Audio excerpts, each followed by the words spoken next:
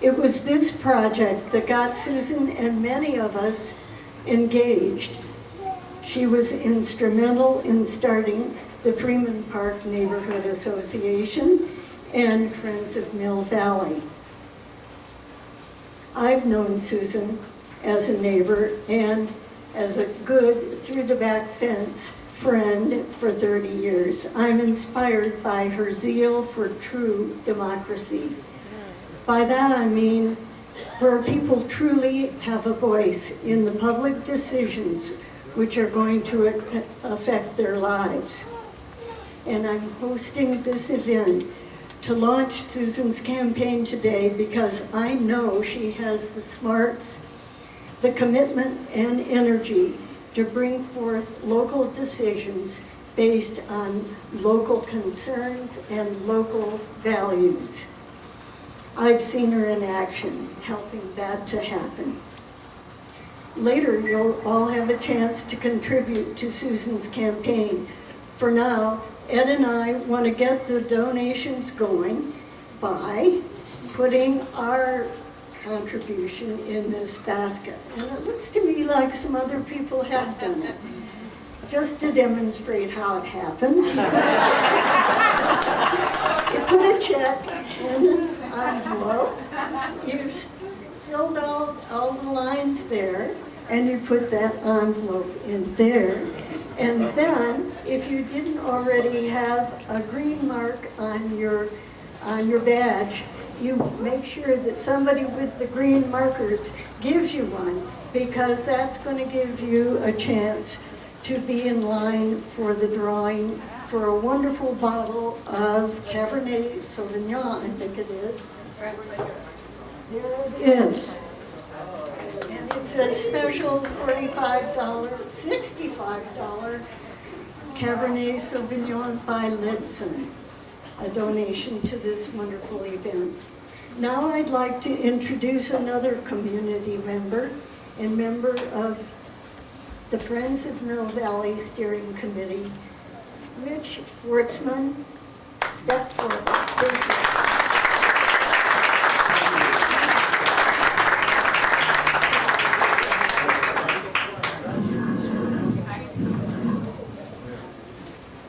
Thank you, Liz, and really thank all of you for coming here. This is absolutely an incredible turnout for this time of year. It's very exciting. It was so fun to meet so many of you that know Susan from so many walks of life. We connected at Friends of Mill Valley, and I'll tell you more of that in a moment. So my name is Mitch Wertzman. Together with my wife, Jody, we're honored to be co-sponsoring this campaign kickoff event. This is the first time I've so publicly endorsed a candidate, and it's really a reflection of Susan, how special I think she is, and how she truly reflects our values and our beliefs. She has incredible integrity. She isn't afraid to stand up for what she believes in. She's not beholden to developers, lobbyists, Sacramento. She believes in local control, giving citizens a voice, and keeping Marin County livable, which is what all of us want as well. So I first met Susan when I joined Friends of Mill Valley in 2007. Susan co-founded Friends of Mill Valley at a time when the city had plans to develop Miller Avenue into a major transportation corridor, and there were pipeline development projects throughout the city.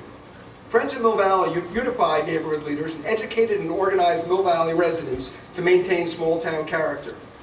Susan was effectively our leader, the one who kept us all organized, the one who called our meetings, proposed the agenda, our speaking points. I think you all know this about her.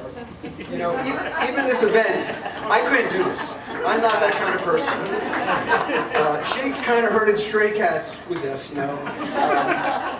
So 12:45 ready, 1 o'clock, welcome, mix and mingle. Every 15 minutes I had a task on this So with Friends of Mill Valley, and really with all Susan's efforts, every failure of our local government to provide public participation became an opportunity for us. The city wasn't keeping residents informed, so we created an email list. The city would only let residents speak for 3 minutes at City Hall meetings, so we hosted town hall meetings and let people talk for as long as they wanted. Friends of Mill Valley was enormously successful. The Miller Avenue Precise Plan was killed, the A-bag myth was dispelled, all of the pipeline development projects were scaled back or shut down, and most importantly, our city government evolved to allow for greater participation and transparency.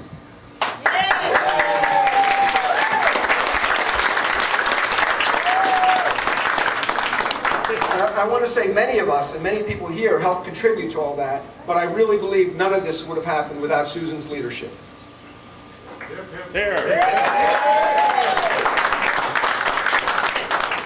So in 2011, Susan took the Friends of Mill Valley concept to a whole new level and co-founded Citizen Marin. So similar in concept, Citizen Marin unified community leaders throughout Marin to challenge Plan Bay Area's one-size-fits-all building model. Citizen leaders stood up for local control and got planned development areas revoked in Marinwood, Tam Valley, and San Rafael. Citizen Marin supported Larkspur Fights Back, that led to stopping the Larkspur Station area plan, which would have created more density and congestion than several wind cups. And also, we'd like you to know that Susan has the real-world skills that we need as a supervisor. She's taught management communication at Golden Gate University. She was the executive director at the American Sports Institute, and most recently, she has run her own consulting business, helping dozens of nonprofit organizations develop strategic plans and raising millions of dollars for them.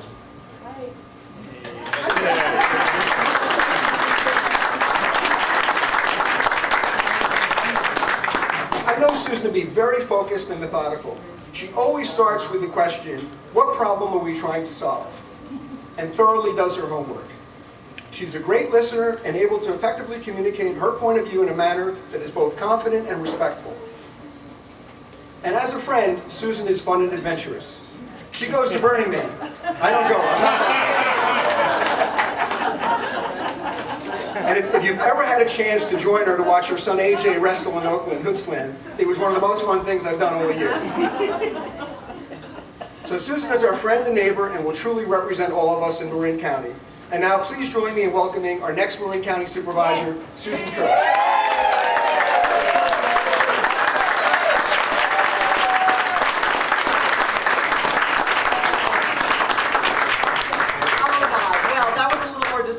Than I expected. Well done, Mitch. Yeah, thank you, Mitch. Thank you, Liz. And oh my gosh, I mean, just to look around this room and see all of the familiar faces and those of you that are new faces, I'm just so touched by your being here and being present today. So thank you for that. And I too want to call out Garipoli just to say they've already offered that this is our site for our campaign headquarters on election night. This is the place to be. We celebrate this victory.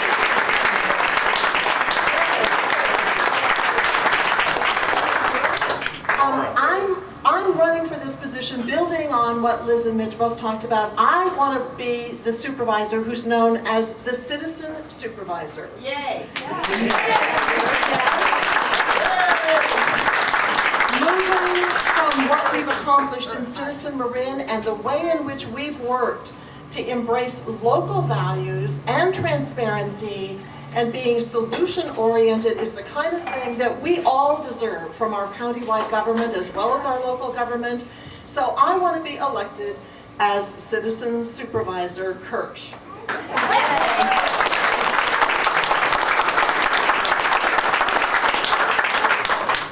You know, many of you know that I got my start in politics, I mean, really because of this hillside, and would you just look at and hope that that hillside is always preserved, because if we get 20 units rising up on that hillside, the damage to our freedom of movement at this intersection for all of us is going to be horrendous. So,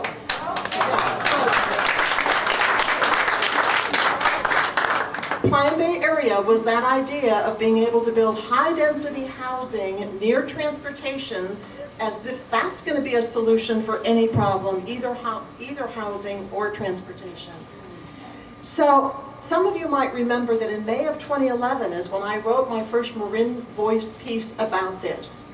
And what I said is that there were faulty numbers in Plan Bay Area, there were wrong assumptions, and that the process by which they wanted to engage the community was a really poor process for being inappropriate for the seriousness of the problem.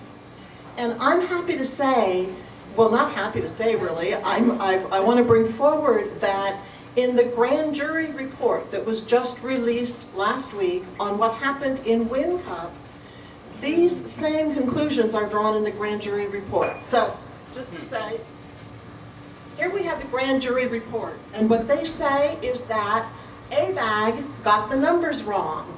Oh, they got the numbers wrong. They say that the outside consultants and professionals weren't fully disclosing to what the magnitude of the issues were. Oh, they said that the renderings by the owner didn't show the magnitude of what was being proposed. Oh, okay.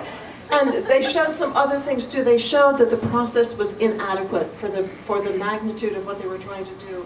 So this report is really important, not only for Corte Madera, which was a citywide decision, the problems were in Corte Madera, but the lessons of this report are lessons for all of us in all of our communities and in all of the county.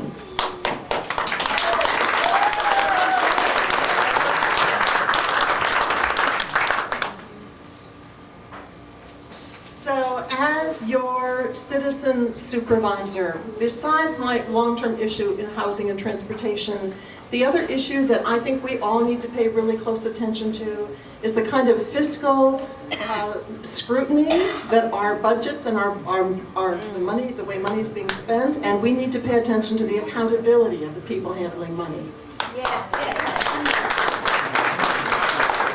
You know, as Mitch mentioned, I had 10 years as the executive director of the American Sports Institute, and I've worked with nonprofits on budgets and strategic planning.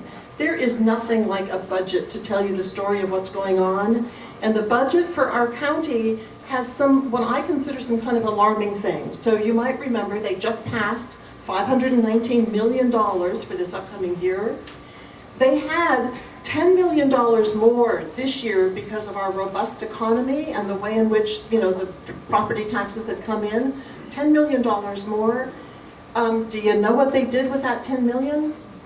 They took $6 million to give across-the-board raises to the staff. A 3% increase for the staff, whereas the countywide or the national average is like 1%. They're taking $6 million to go to salary increases. So you might want to think about that in terms of supervisor decisions, and I think it was a unanimous approval. If elected, or not even if elected, starting now, I am supporting COIN, the civic openness and negotiations, as a way of getting a better handle on what's happening. You know, and this is kind of a natural lead-in to look at what our issue is around pensions and the importance that we also get a handle on pensions. In this cycle's budget, there's $85 million that's going annually to pay the pensions of the people who are retired now. And just to be clear, this is not an issue about the rank and file who have worked hard and have earned a pension that would be on par with the rest of people get.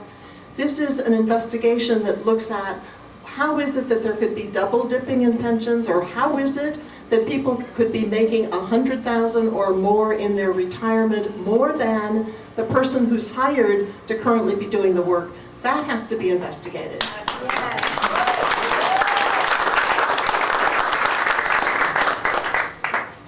You know, I've been speaking with a lot of people about pensions, but just to say one other thing about that is that the conservative estimate is that our pension debt is at $644 million.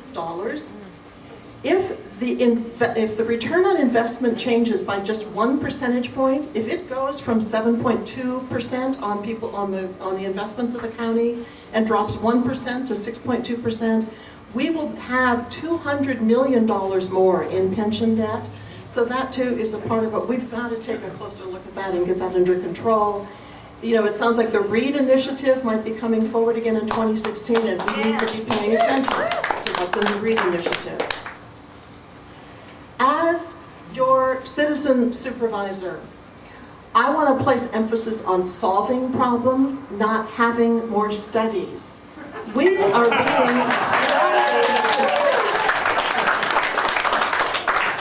I'll tell you a little story about my background. I grew up on a farm outside of Lakefield, Minnesota that has a population of 1,400. Okay, little town. But in that community, we had community leaders, my parents included, who provided K through 12 education. We had a fleet of 5 buses. We had our own community hospital. And what I grew up with is that attitude and that conviction, we can solve our problems. If a community of 1,400, mostly farmer, rural people could do that, we in Marin County, in the 3rd District, we can solve our problems.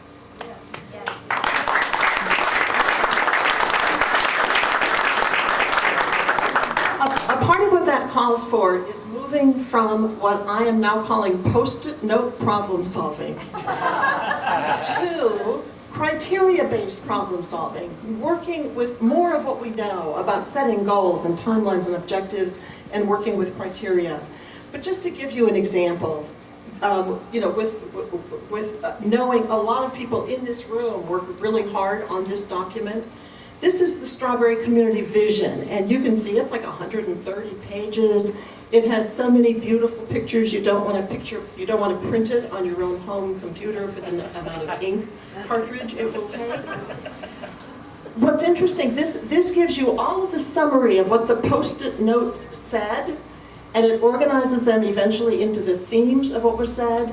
But I couldn't find anything in this document that gives the action plan and what's going to be done to implement any of these visions. We need to do better than that and move beyond post-it note problem solving.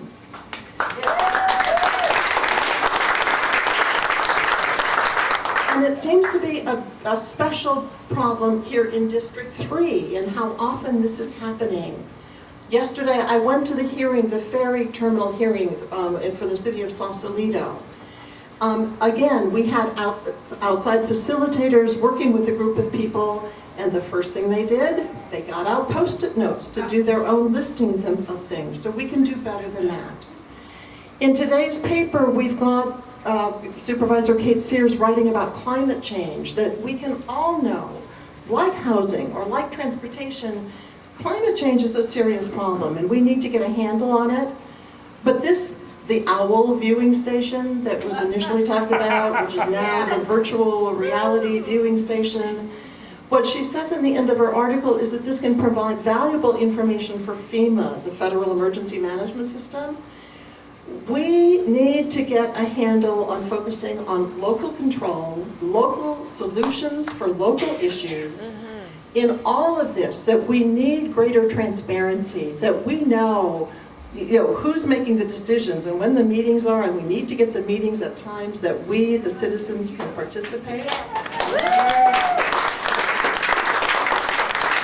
If elected, we'll continue to use some of the model of Citizen Marin, of citizen leaders. I mean, if you look around this room, there are so many people in this room who are doing amazing volunteer contributions to the good and well-being of we as a community.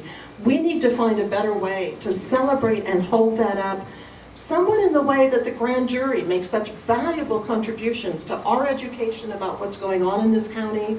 We can do a better job of embracing those recommendations and studying those recommendations.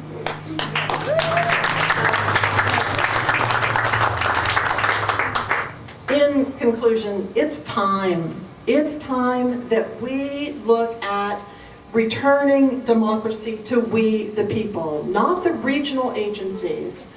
When I talk about wanting to be the citizen supervisor, that's in contrast to the supervisor who is speaking on behalf of regional interests, on behalf of ABAG or MTC or the Golden Gate Bridge District. We, the people, are the ones who need to be moving forward with identifying and solving our problems.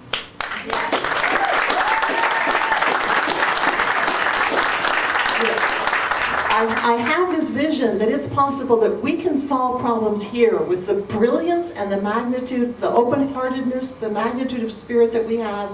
We can solve the problems here and export solutions and export what we discover here out into the rest of the county, the 9-county area, rather than the way in which we've been importing problems of regional and state agencies.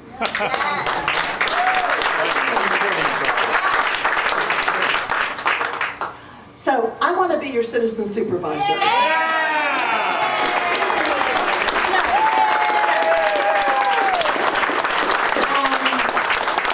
What that means today say, I mean, so many of you, as I understand, have already done this. I want you to fill out those little cards. I want your endorsement. I want you to sign up to volunteer.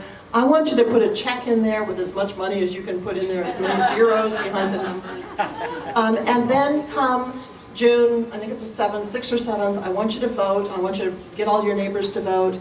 And then I want you to be back here for the party that Tuesday night. So, thank you all for being here. And Bruce Corcoran has agreed to say a few words, a little bit more about what we have going with fundraising. So Bruce, and you'll introduce yourself why you're famous. Okay, tell them why you're famous. Yay!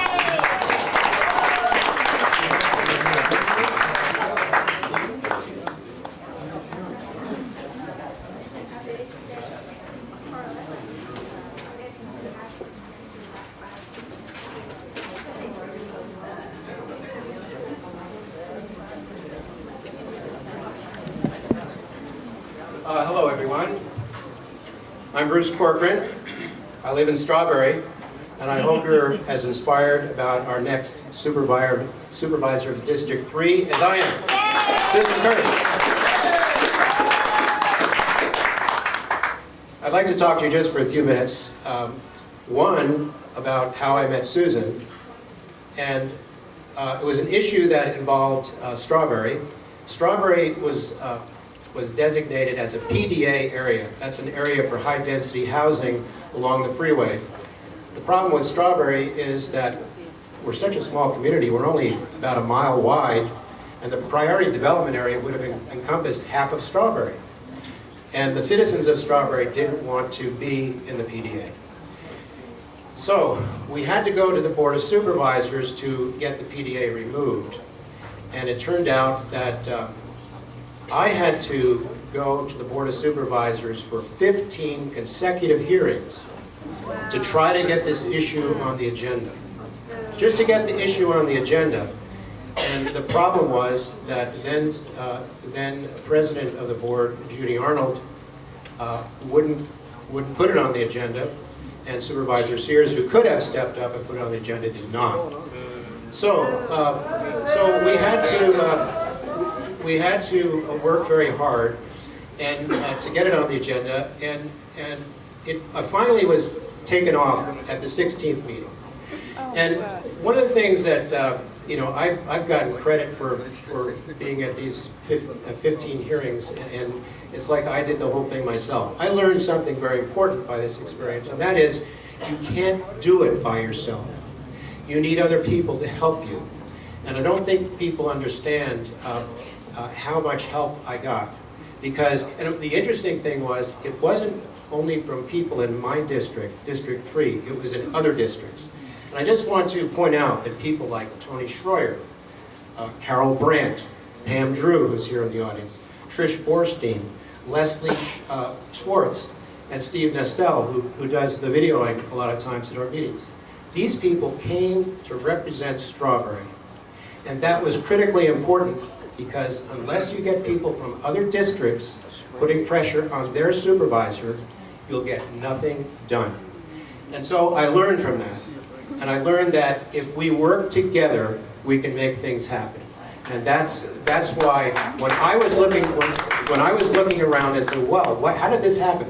Well, not only all those people in the other districts, but our community leaders in Strawberry, plus I see in the audience here Linda Pfeiffer from Sausalito, and Sharon Rushton is in the audience, and others. I'm probably forgetting others, but they all came to the aid of Strawberry, and I was determined that I was going to go to their aid when they needed help on their projects. That's what we have to do.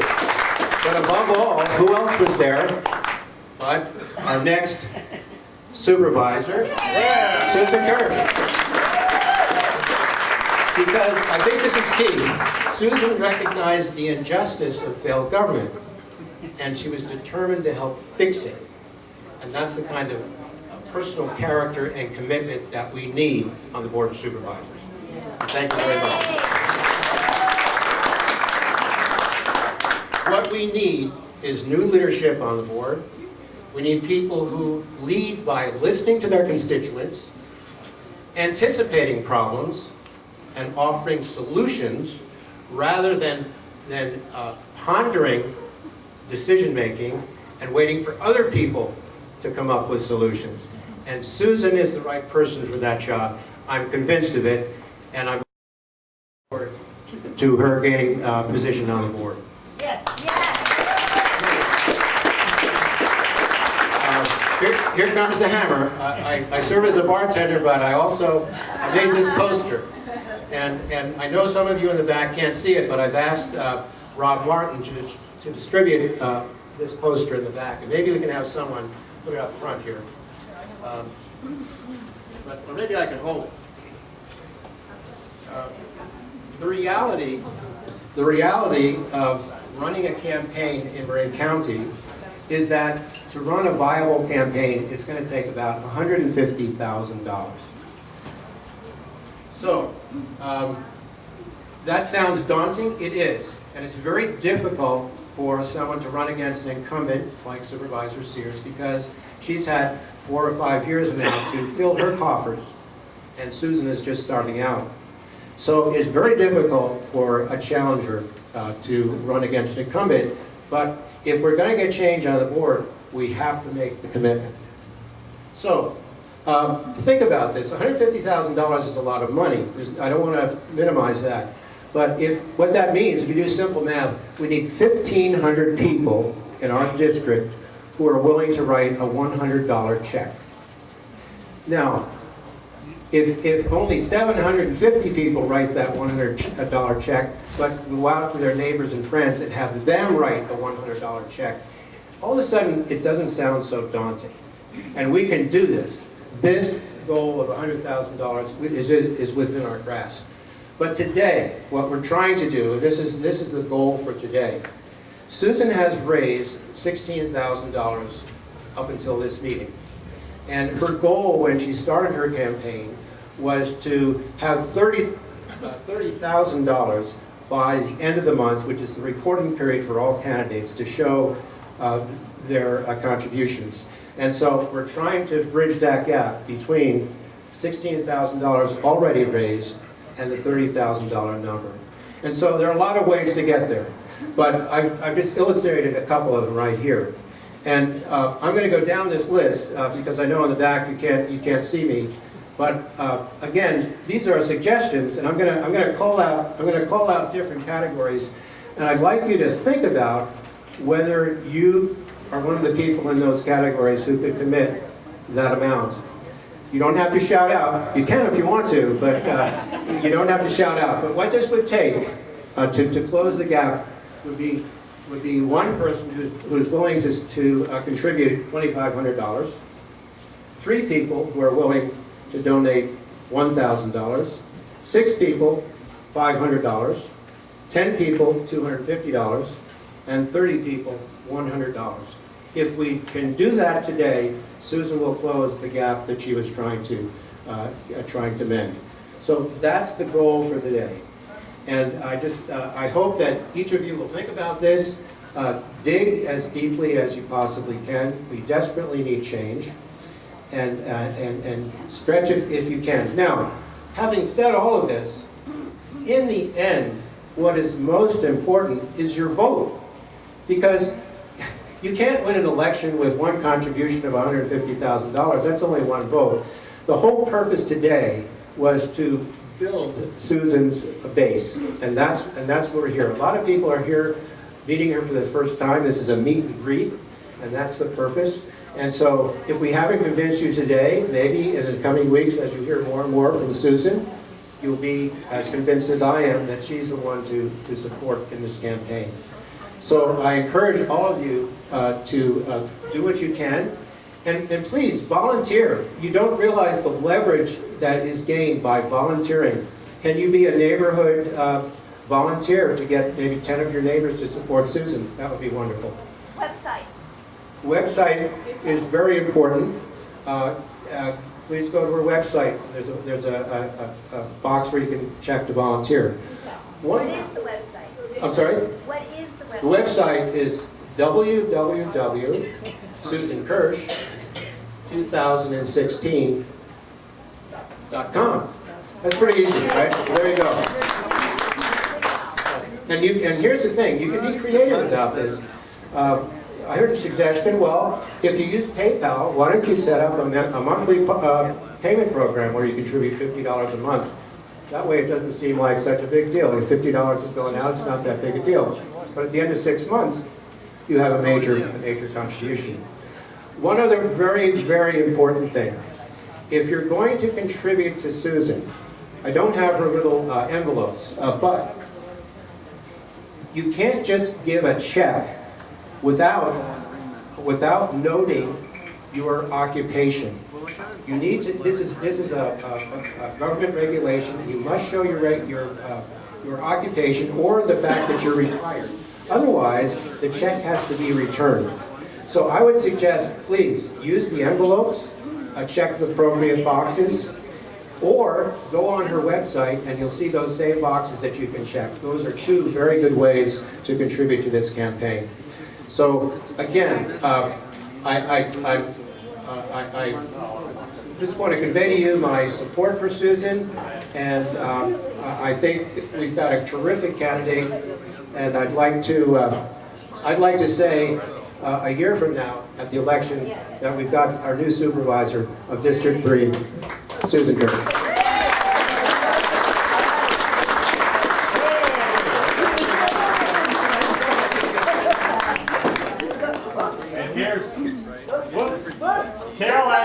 Caroline just put one in. Here's another one. Come on and join me. We want to support Susan. We want change.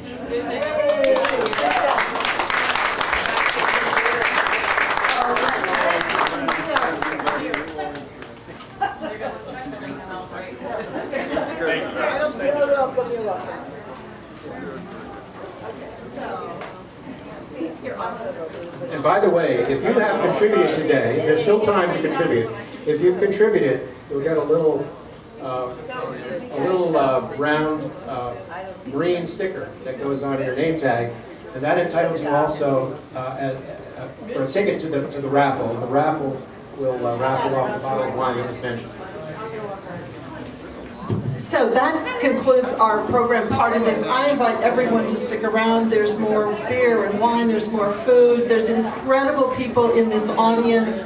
I want to say thank you again so much for coming out. I'm available to meet, and I want to hear more about what's on your mind. Again, thank you, Mish, thank you, Liz, and Jody, Dave, and Patty, the Duke.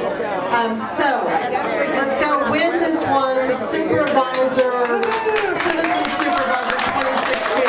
Thank you all.